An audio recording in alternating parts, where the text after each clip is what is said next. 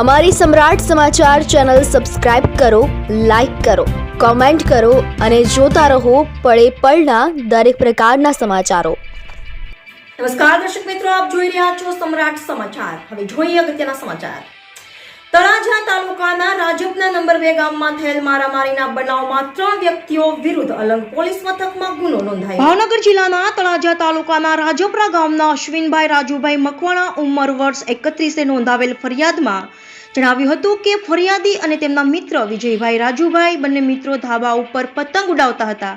એ વખતે બાજુમાં રહેતા ધાબા પર ગોપાલ અને દામો ઊંચા અવાજે બીભત્સ ગાળો બોલતા હતા, જેઓને ફરિયાદીએ ગાળો બોલવાની ના પાડતા જેની દાજ રાખીને ગોપાલે છરી વડે ડાબા હાથે તથા વિજયને છાતીના ભાગે લીસોટા પાડી દીધેલ અને દામો તેમજ મુકેશ બંને ફરિયાદીને પકડી રાખેલ અને દેકારો કરવા લાગતા આજુબાજુમાંથી માણસો ભેગા થઈ ગયા હતા અને ફરિયાદીને વધુ મારથી બચાવ્યા હતા। ગોપાલ અને મુકેશે કહ્યું હતું કે હવે સામા મળશો તો પતાવી દેવાની છે તેવી ધમકી આપી માર માર્યો હોવાના ગંભીર આરોપ સાથે ગોપાલ, દામો અને મુકેશ આ ત્રણેય વ્યક્તિઓ વિરુદ્ધ ફરિયાદ અલંગ પોલીસ મથકમાં ફરિયાદ નોંધાવતા પોલીસે જુદી જુદી કલમો હેઠળ ગુનો નોંધી અને તપાસના ચક્રો ગતિમાન કર્યા છે।